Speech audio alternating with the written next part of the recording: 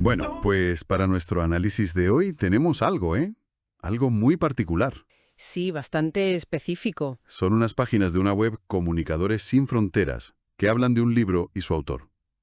El libro es La historia de un traicionado. Que a primera vista, por el título, podría parecer una cosa. Sí, una obra religiosa más, no. Pero el material que tenemos sugiere que hay una estrategia detrás mucho más interesante. Ajá. Nuestra misión hoy es desmenuzar justo eso, esa estrategia. O sea, ¿por qué un autor con un perfil tan concreto elige una de las historias más extrañas de la Biblia para hablar de problemas del siglo XXI? Exacto. Y es que para entender el libro creo que primero hay que entender al autor.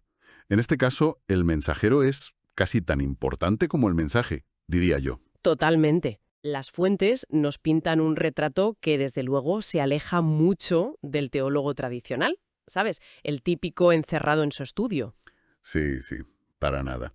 Al leer la descripción, la primera idea que se me viene a la cabeza no es la de un escritor, sino la de un operador de medios. Claro, Nos dicen que es periodista, locutor, profesor, consultor en comunicación, o sea, su vida profesional entera gira en torno a producir y difundir contenido a gran escala. y luego a todo eso se le suma el componente de la fe. Eso es. Y no una fe cualquiera. Se menciona que es miembro de las Asambleas de Dios de Madureira, Que para quien no lo conozca, pues es una rama del movimiento pentecostal muy potente en Brasil. Son conocidos por su enorme enfoque en la expansión misionera y, bueno, en una experiencia de fe muy activa, muy carismática. claro, Esto ya nos dice que su mentalidad no es de contemplación, es de acción y crecimiento. eso lo cambia todo. Entender que viene de un movimiento enfocado en la expansión nos ayuda a ver su currículum de otra manera, ¿no? Totalmente. No es que además sea misionero en Perú, es que toda su experiencia profesional en medios, en radio, en televisión, en prensa, por Brasil, Bolivia, Angola, Es la herramienta. exacto, es la herramienta para ejecutar esa misión expansiva. Precisamente. Y hay un dato en las fuentes que para mí revela la escala industrial de su trabajo. ¿Cuál? No solo dice que ha producido decenas de audiolibros, da un ejemplo concreto, la producción de más de 200 audiolibros para un solo pastor. 200. 200. Eso, a ver, eso no es un hobby, es una factoría de contenido. Espera un momento, porque aquí me surge una duda.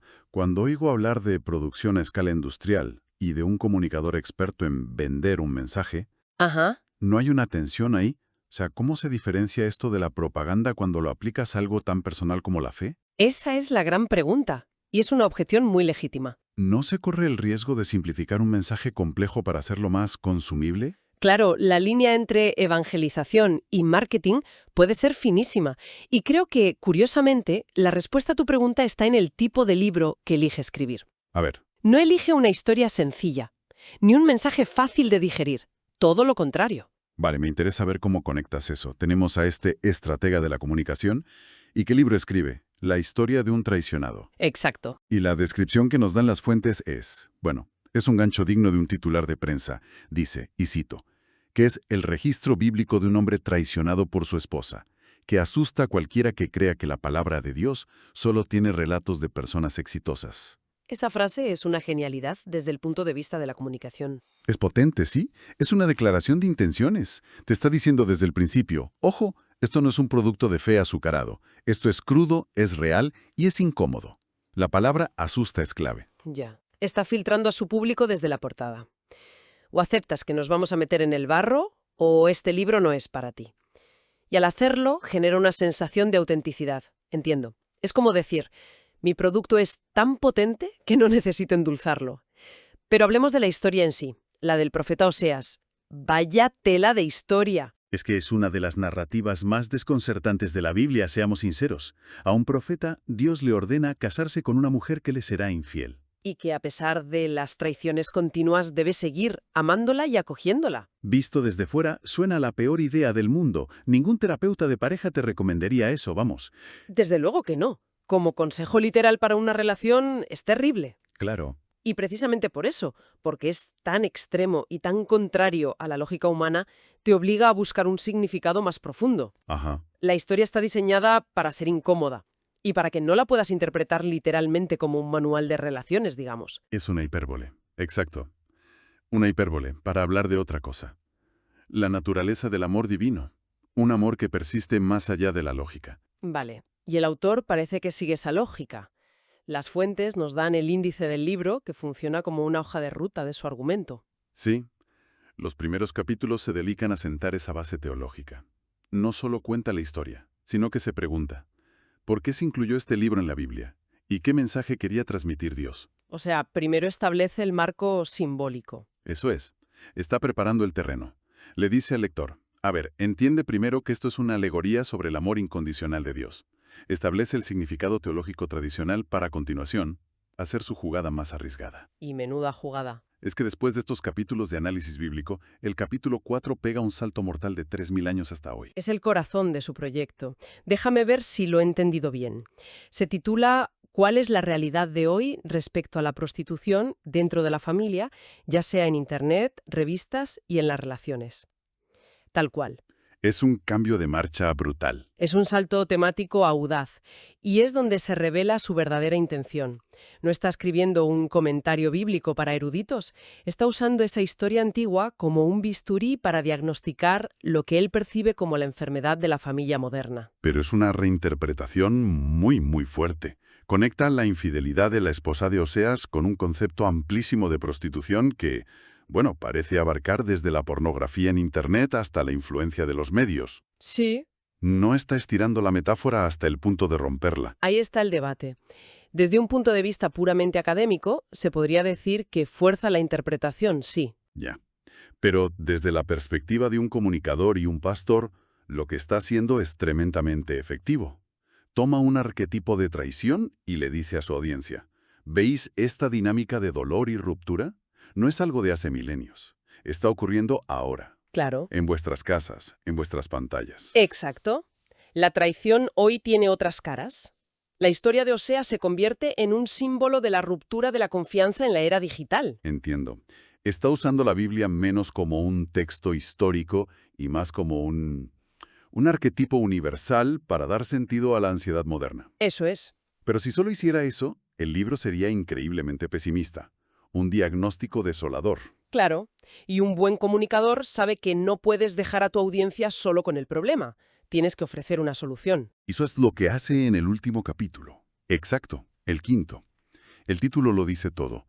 Cómo lograr la restauración familiar y librarse de las ataduras de las adicciones sexuales, hablando abiertamente de ello.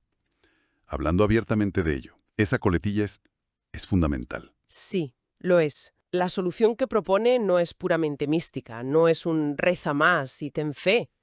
Es una acción muy concreta y muy humana. La comunicación. Precisamente. Y aquí es donde todo el perfil del autor cobra sentido.